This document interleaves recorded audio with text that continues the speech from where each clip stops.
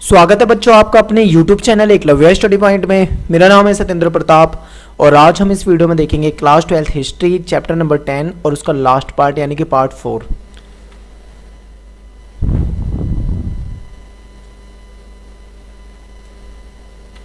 तो बच्चों पार्ट 4 है ये, यानी कि इस पार्ट के बाद ये जो चैप्टर है ये कंप्लीट हो जाएगा।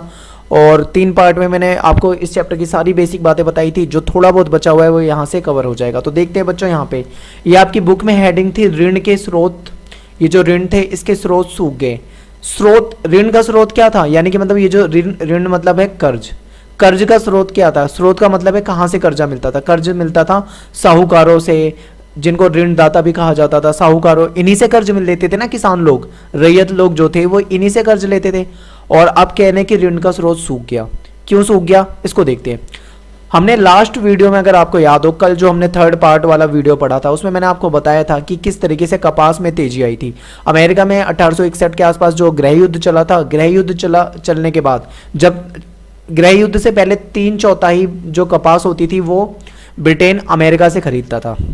गृह युद्ध हुआ, अब भाई 1861 में जो गृह युद्ध चल रहा है उसके बाद कपास वहां से बहुत कम हो गई। ये हमने कल पढ़ा था। और उसी में एक चीज ये पढ़ा था कि भारत से कपास ली जाने लगी, यानी 90% जो कपास थी वो भारत से आने लगी। ऐसे में क्या था कि इनको बहुत ज्यादा कर्ज मिलने लगा था। सब कुछ सही था, किसान विसान सब खुश थे।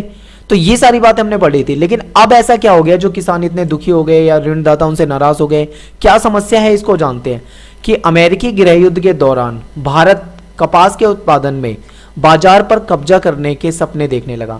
यानी कि जब मतलब अमेरिका में गृह युद्ध चला तो अमेरिका से जो कपास ली जा रही थी वो बिल्कुल कम हो गई थी। ऐसे में भारत ने क्या सोचा, भारत को ऐसा लगा, हमारे जो मुंबई वगैरह में, बम्बई वगैरह में जो कपास बेचने वाले थे उनको ऐसा लगा कि कपास के बाजार पे हम कब्जा कर सकते हैं। यानी कि हमारी 90% कपास जो है वो ब्रिटेन को जा रही है। हम अगर मेहनत करेंगे और अच्छा करेंगे तो हम उस बाजार में हमारा ही नाम होगा। इस तरीके से इन्होंने सोचा। लेकिन क्या हुआ बच्चों कि अमेरिका में गृह युद्ध समाप्त हुआ। अब गृह युद्ध हमेशा थोड़े ना चलना था, कुछ टाइम बाद समाप्त होना ही था। जैसे ही अमेरिका में गृह युद्ध समाप्त हो गया, हालात जो थे वहां पे नॉर्मल हो गए, पहले की तरह नॉर्मल होने लगे। ऐसे में भारत का ये सपना ऐसा लगा जैसे कि टूट रहा है। यानी कि भारत की जो कपास की जो डिमांड बढ़ गई थी अमेरिकी गृह युद्ध के दौरान, वो डिमांड अब वापस से क्या होने लगी, धीरे धीरे धीरे कम होने लगी और अमेरिका की कपास की डिमांड फिर से बढ़ने लगी। यानी अमेरिकी कपास का जो निर्यात था वो शुरू हो गया और भारत की जो कपास की जो बिक्री थी, यानी भारत का जो भारत से निर्यात हो रहा था वो धीरे धीरे कम होने लगा। यानी कि अमेरिका की कपास निर्यात में वृद्धि हो रही थी और भारत की कपास निर्यात में कमी आने लगी थी। महाराष्ट्र में जो साहूकार लोग थे, यानी जो पैसा वगैरह देते थे ब्याज पे, अब कर्ज देने में उत्सुक नहीं थे। कर्ज देने में उत्सुक क्यों नहीं थे? अगर आपने कल वाला वीडियो देखा हो तो मैंने आपको एक बात बताई थी कि कर्ज उसी को दिया जाता है जिससे कर्ज वापस मिलने की उम्मीद हो, यानी कि लगे जो हमारा पैसा वापस दे सकता है। तो ऐसे में उस टाइम पे बहुत ज़्यादा डिमांड थी कपास की, तो साहूकार बहुत खुश होकर पैसे दे रहे थे। लेकिन अब जब उसकी डिमांड घट गई तो उन्होंने पैसे देने में अपना इंटरेस्ट भी घटा लिया। क्यों? उनकी जो रुचि थी अब वो कम हो गई। वो क्यों कम हो गई? इसलिए क्योंकि उन्हें लगता था कि अब भाई जब कपास की डिमांड ही नहीं रही तो इनको इतना पैसा अगर हम देते हैं तो क्या पता कल को वो हमें वापस ही ना लौट आए। तो इस तरह से तो यहाँ पे भारतीय, ठीक है, भारतीय कपास की मांग तथा दाम दोनों ही गिरने लगे। जो भारतीय कपास की जो मांगे थी और जो दाम थे वो धीरे धीरे क्या होने लगे बच्चों, कम होने लगे। यानी हमारी कपास और उसके प्राइस दोनों में ही कमी आई। साहूकार लोग जो थे वो किसानों से बकाया राशि दोबारा मांगने लगे। याद है आपको, किसानों ने कर्जा ले लिया था। किससे ले लिया था? इनसे, ऋणदाताओं से, साहूकारों से। अब वो पैसा इनको वापस देना था तो इन्होंने पैसे मांगने शुरू कर दिए। अब एक और ऋण का स्रोत सूख गया। ऋण का स्रोत सूख जाने का मतलब है कि साहूकारों ने पैसा देने से मना कर दिया, पैसा देना बंद कर दिया, कर्ज देना कम कर दिया। दूसरी तरफ राजस्व की मांग बढ़ गई। यानी कि कर्ज लेकर ही तो राजस्व चुका रहे थे, अब इनको कर्ज मिल नहीं रहा। टैक्स जो है, राजस्व जो है वो बढ़ता जा रहा है। अब टैक्स बढ़ता जा रहा है, पैसा इनके पास है नहीं तो कहां से देंगे, समस्या थी। इसीलिए हम कह रहे हैं कि ऋण का स्रोत जो था वो सूख गया। रैयत जो थे वो बुरी तरीके से फंस गए। अब यहाँ पे साहूकार उनको कर्ज नहीं दे रहे थे, लेकिन जो कंपनी थी, ब्रिटिश थे, जो अंग्रेज थे, वो उनसे टैक्स मांग रहे थे।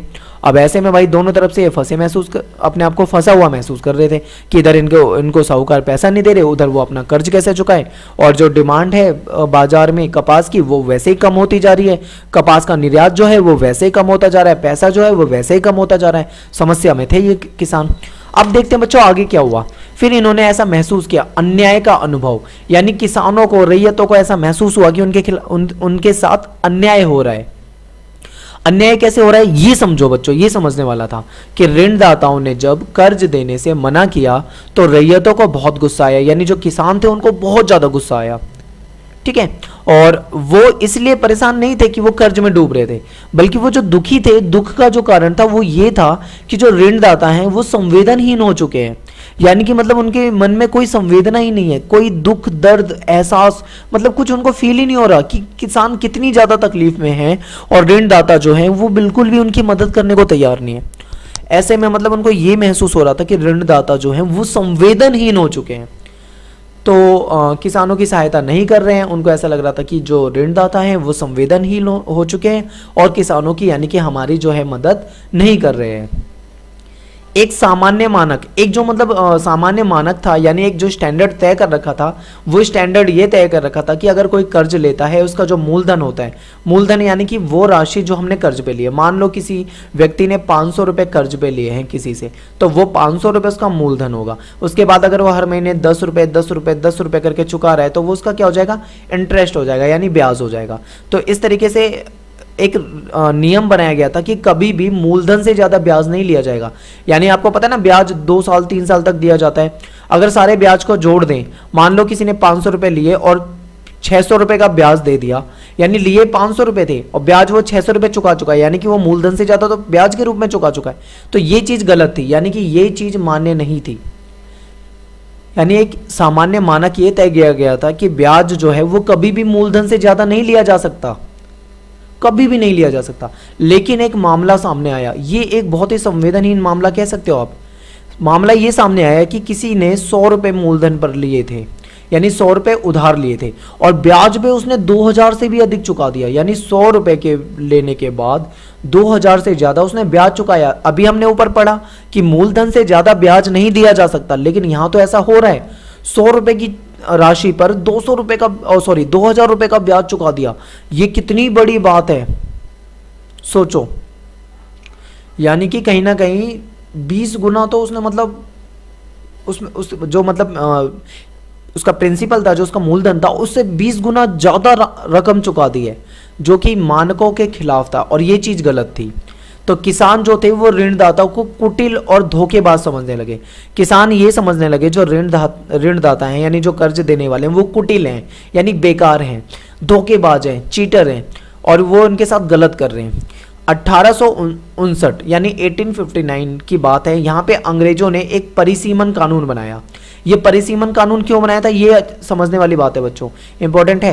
परिसीमन कानून जो था, इनका परिसीमन जो कानून था वो इसलिए बनाया गया था ताकि कभी भी कोई ज़्यादा ब्याज ना ले सके। यानी मान लो अभी हमने पढ़ा कि 100 रुपये लिए और 2000 रुपये ब्याज चुकाए, ये तो बहुत गलत बात है, बहुत ज़्यादा ब्याज है। तो इन्होंने एक परिसीमन कानून बनाया। इन्होंने बोला कि जो भी ऋण पत्र बनाया जाता है, यानी जब भी कोई मतलब किसान जाता था किसी ऋणदाता के पास, मान लो ब्याज पे 100 रुपये ले आया, तो एक उसका कार्ड बना दिया जाता था जिसको हम ऋण बंद कह सकते हैं, ऋण पत्र कह सकते हैं, जो भी आप कहते हो, वो इस तरीके से उसको बनाया जाता था। उसमें उसकी राशि वगैरह लिखी जाती थी और ब्याज वगैरह जो लिया जाता था वो सारी चीज़ें चढ़ाई जाती थी। तो इन्होंने ये कानून बना दिया कि 3 साल तक ही मान्य होगा, यानी कोई भी ऋण पत्र 3 साल तक मान्य होगा। इसका मतलब पता है क्या है? इसका मतलब ये था, अंग्रेज ये चाहते थे कि 3 साल तक में जो ब्याज हो गया, उसके बाद वो चीज खत्म हो जाएगी, ताकि ब्याज मतलब जरूरत से ज्यादा ना लिया जा सके, इसलिए ये बनाया गया था। लेकिन जो आपको पता है हमारे देश में कानून बाद में बनते हैं, लेकिन उसका तोड़ पहले ही निकाल के बैठे होते हैं। तो ये जो ऋणदाता थे ये उसका कानून को पहले ही तोड़ के बैठे थे। तोड़ कैसे निकाला इन्होंने, देखो समझो यहाँ पे। यानी कि पहले हम इसके बारे में पढ़ लेते हैं, कानून के बारे में। 1859 में अंग्रेजों ने एक परिसीमन कानून बनाया। इसके अनुसार कोई ऋण पत्र 3 साल से ज्यादा समय तक नहीं रहेगा, लेकिन जो रैयत थे वो हर 3 साल बाद नए ऋण पत्र बनाते थे। और रैयत की जगह ऋणदाता आएगा, सॉरी, ऋणदाता जो थे वो हर 3 साल बाद नया ऋण पत्र बना लेते थे रैयतों के लिए। किसानों के लिए नया ऋण पत्र बना लेते थे। कौन बना लेते थे? वो जो कर्ज देते थे। जब ये जाते थे उनके पास कर्जा चुकाने, तो एक नया कार्ड बना के दे देते, बोलते ले भाई अब तेरा ये वाला सिस्टम शुरू होगा। जब कर्ज चुकाया जाता था तो ऋणदाता कोई रसीद भी नहीं देते थे, यानी जो इनके लिए सबूत हो जाए, कोई सबूत भी नहीं देते थे और नकली आंकड़े भर लेते थे। कई बार मतलब अब किसान जो था वो पढ़ा लिखा नहीं है, अंगूठे वगैरह लगवाए जा रहे हैं उससे, तो वो जो साहूकार हैं वो कुछ भी भर लें उसमें, कौन सा किसान देख रहा है और कौन सा वो कोई रसीद वगैरह उसे देते हैं। इस तरीके से मतलब कहीं ना कहीं वो गलत आंकड़े भर कर किसानों के साथ बहुत बहुत बहुत ज़्यादा गलत करते थे, किसानों का खून चूस लिया, आप ये लगा लो, इतना गलत किया इनके साथ। तो यही था इनका अन्याय का अनुभव। अब देखो लास्ट टॉपिक है इस चैप्टर का, दक्कन दंगा आयोग।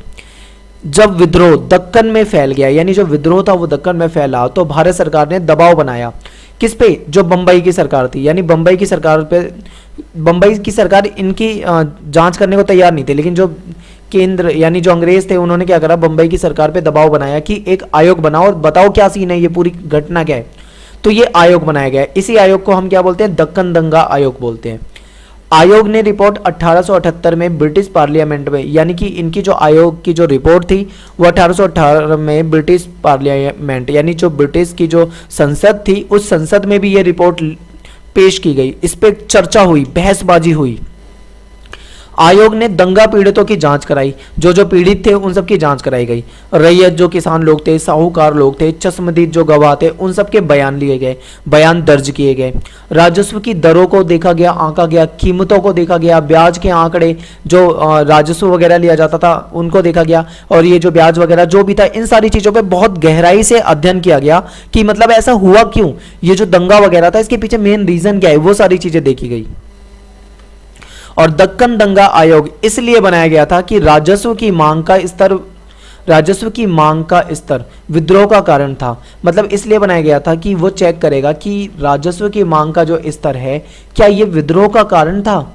तो यानी कि मतलब जो टैक्स था, टैक्स इतना ज्यादा था जिसकी वजह से विद्रोह बढ़ा, ये इसकी जांच के लिए बनाया गया था।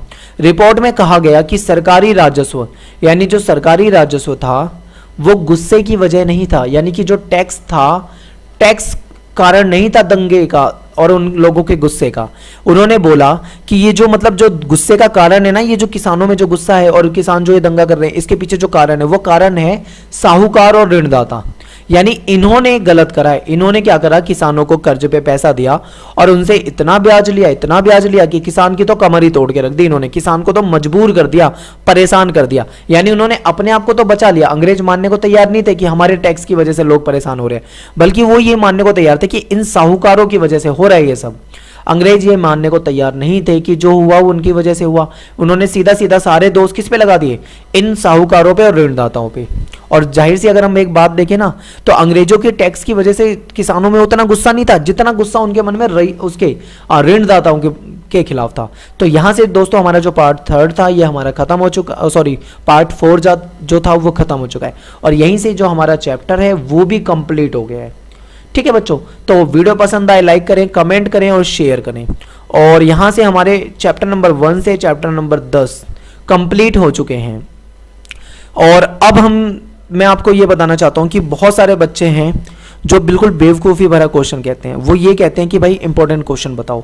मैंने उन्हें कई बार समझाया है सभी को कि इंपॉर्टेंट क्वेश्चन के पीछे ज़्यादा मत भागो, तुम पहले सिलेबस में हर एक चीज़ को बहुत डीपली पढ़ो, उसको समझो, क्वेश्चन जो है उनको उनके आंसर को समझो कि किस क्वेश्चन का क्या आंसर बनेगा, ये चीज़ें। लेकिन भाई पिछले 1 से 1.5 साल से मैं हमेशा समझाता आ रहा हूँ कि इंपॉर्टेंट क्वेश्चन के पीछे मत भागो, क्योंकि तुम 12th क्लास में हो, कहीं से भी कुछ भी आ सकता है और इंपॉर्टेंट धरा का धरा रह जाएगा।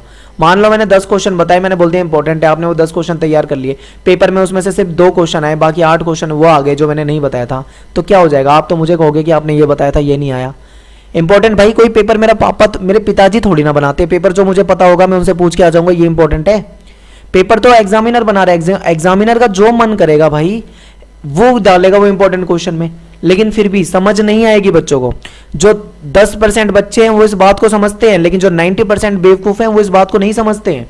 और इसीलिए भाई मैंने तुम्हारी इन समस्याओं को देखते हुए फैसला ये करा है कि 10 चैप्टर बना के यहीं पे हम अपनी हिस्ट्री की वीडियो रोकते हैं और बनाते हैं तुम्हारे लिए इंपॉर्टेंट क्वेश्चन। क्योंकि भाई तुम्हारी ये जो इंपॉर्टेंट क्वेश्चन वाली समस्या है ये तुम्हारी समस्या कभी सुलझेगी नहीं। तो मैं अब इतने इंपॉर्टेंट क्वेश्चन बना के तुम्हें दूंगा, इतने इंपॉर्टेंट क्वेश्चन बना के दूंगा कि तुम्हें खुद ही पता लग जाएगा कितने इंपॉर्टेंट क्वेश्चन है। तो अब मैं आपके सामने नेक्स्ट वीडियो में लेके आऊंगा क्वेश्चन पेपर।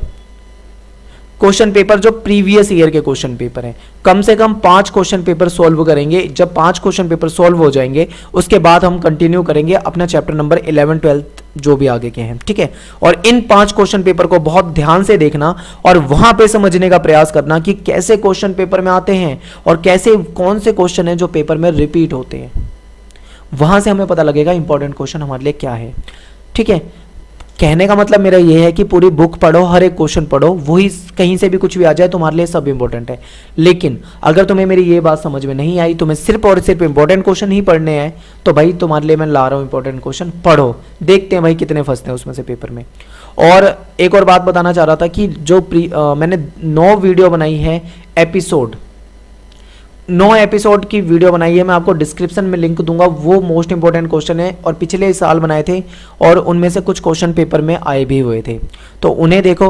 और इस वीडियो को भी मैं कम से कम 15 तक पहुंचाऊंगा, यानी 9 जो पार्ट हैं, 9 वीडियो को मैं 15 तक, यानी कि 6 वीडियो और बनाऊंगा और 5 क्वेश्चन पेपर प्रीवियस ईयर के बनाऊंगा। इतना कंप्लीट करने के बाद चैप्टर कवर करेंगे हम 11 12 13 14 15, क्योंकि मेरा जो फोकस था वो इस बात पे था कि हम क्या करें कि पहले सिलेबस कवर करें।